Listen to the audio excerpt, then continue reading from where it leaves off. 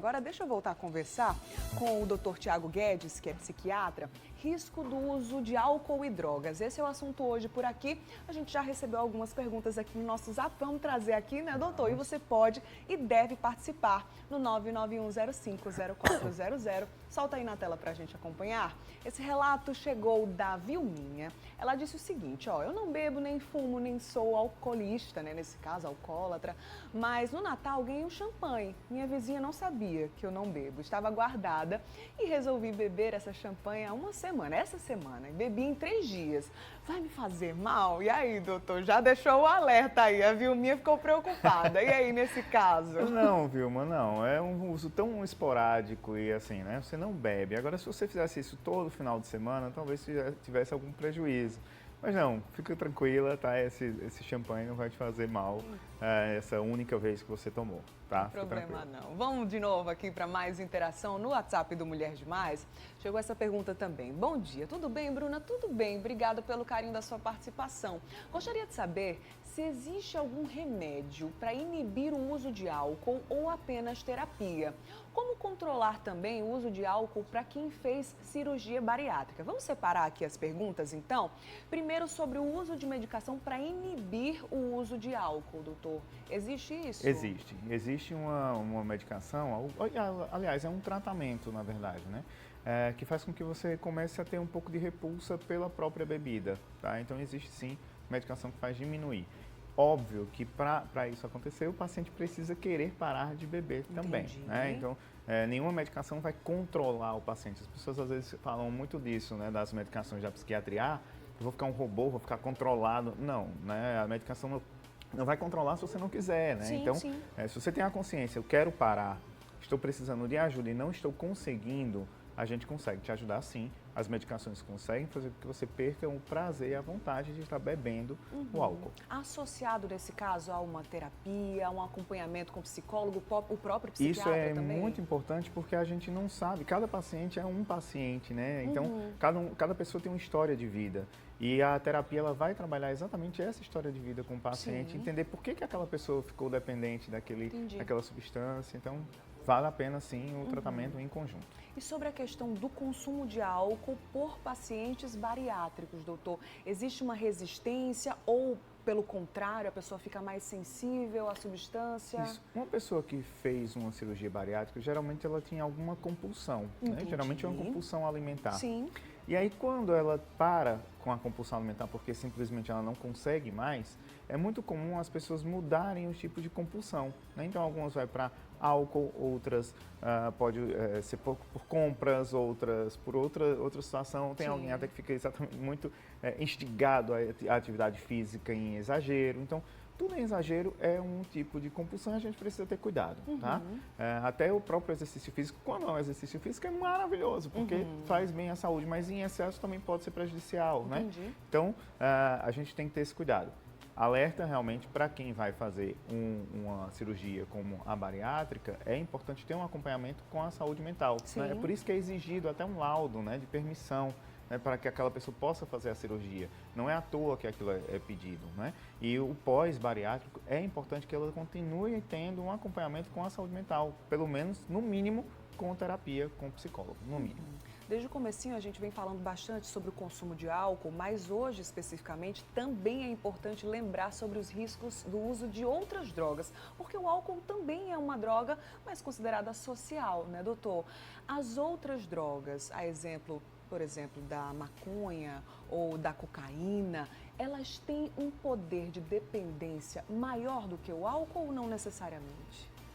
Olha, eu considero o álcool uma das drogas mais perigosas, pelo acesso, porque a gente vê na TV, porque a gente, né, e ela é silenciosa, ela agride diversos órgãos do nosso corpo, né?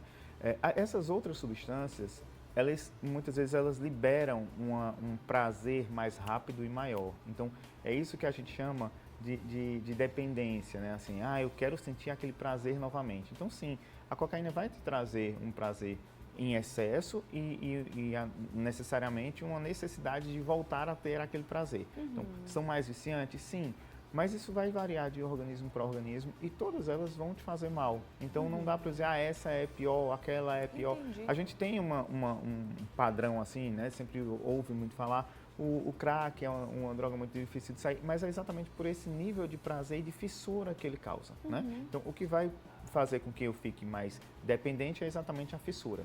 Dependendo de cada pessoa, tem pessoas que usam a cocaína e usam o álcool, mas a dependência maior é muito mais pelo álcool, né? Ou pela maconha, enfim.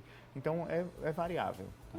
Eu lembro muito, na minha época de infância, na escola, meus pais em casa dizendo assim, ó, nem experimenta, porque a probabilidade de se viciar ou de acontecer algo mais grave é muito maior. É realmente assim, doutor? É melhor nem saber o que é que acontece, né? Quais são os efeitos que aquelas substâncias vão causar no organismo, porque realmente a chance, né, de viciar é grande? A chance de dependência é grande pelo prazer que provoca, obviamente, né? E assim, a gente vai em busca daquele prazer. Então, se você puder não usar, não experimentar, com certeza você vai estar bem mais protegido, tá? Porém, a nossa sociedade é uma sociedade que está em uso de substância o tempo todo, seja álcool ou qualquer outra droga. É muito difícil hoje, né, pessoas na idade jovem e adulto, que nunca tomou absolutamente nada, nem um biotônico Fontoura, né? Verdade. Que na nossa época tinha álcool lá atrás, né? Então, é algo que realmente a gente precisa conscientizar do uso, né, controlado das substâncias, fazendo sempre uma redução de danos, pensando em redução de danos e, principalmente, se a gente puder, a abstinência mesmo, né? Uma grande preocupação atual é o cigarro eletrônico, né? Que realmente é extremamente viciante, as pessoas ficam naquela dependência, E também usam social, sem nem perceber, e usam sem nem perceber, Verdade. né? Então, a gente está numa fila de algum lugar, a pessoa está lá, nem está nem percebendo que está fumando aquilo ali. Né? Então, realmente é extremamente perigoso. Tem mais dúvidas aqui no WhatsApp do Mulher Demais? Solta aqui na tela para a gente acompanhar juntos, no 991050400. A dúvida da Dida Lima, ela é um relato, na verdade, né? Eu convivi, minha família toda, com um pai, ela e a família conviveram, né? Com um pai alcoólatra. Ele era tão dependente do álcool que não trabalhava e nem cumpria com as obrigações do lar. Sempre batia na minha mãe, nos filhos. Só veio a parar perto de sua morte, quando decidiu ir ao AA. Mas aí eu já estava casada há 15 anos. Relato fortíssimo da Dida, porque muitas pessoas, doutor, dizem assim, ó, eu tô fazendo mal só a mim mesmo, né? Vou continuar aqui, esse é um dano somente para mim, mas veja como a família toda sente, né? No final das contas é um prejuízo para todo mundo que está em volta, né? Sim, não só a família, mas os amigos e as pessoas ao redor, né? As relações, as de uma forma relações geral, totais né? são afetadas por qualquer tipo de dependência, né? E, assim, é tão interessante que às vezes a pessoa usa a substância para se sentir livre. Já ouviu essa? Eu Já. gosto que é libertador, é livre. Mas isso que está te dando liberdade, na verdade, está te aprisionando. Aprisiona, Então, com o que a gente vai fazer na nossa vida? A gente vai realmente ficar preso a um determinado prazer, né? Então, será que isso realmente é liberdade? Eu acho que a gente tem que refletir sobre isso. E sim, altera todas as nossas relações sociais, tá? Mais aqui um relato, mais uma dúvida no Zap do Mulher Demais, vamos acompanhar? Eu bebo 2 ou no máximo 3 latinhas de cerveja no fim de semana e sou hipertensa. Será que faz muito mal? A Djanira pediu para eu perguntar. E aí, doutor, pode trazer algum reflexo aí na saúde da Djanira?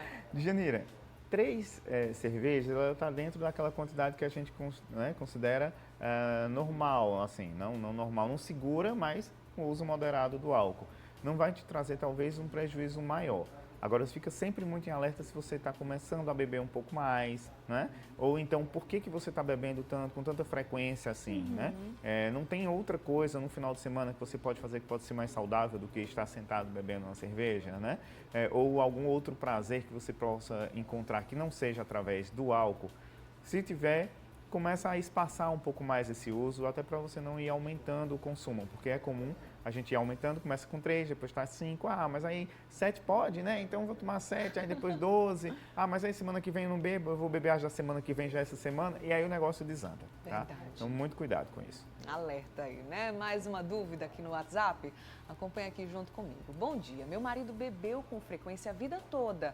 Recentemente teve 3 convulsões e, para piorar, perdeu um parente no dia do aniversário. Isso mexeu muito com ele. Teve a primeira convulsão no intervalo de 1 mês. Agora está tomando anticonvulsivo. É provável que ele precise tomar essa medicação para sempre? Muito provavelmente essas convulsões em decorrência, ou enfim, um resultado aí, digamos assim, em consequência do consumo da bebida alcoólica ao longo de toda a vida. Pode ser que ele precise tomar essa medicação para sempre, doutor? É uma pergunta um pouco complexa porque envolve um quadro clínico muito peculiar, né? É um paciente que eu não estou acompanhando essa pessoa. É possível que ele precise tomar medicação para sempre? Sim, é possível, mas não necessariamente, a gente precisava avaliar o caso.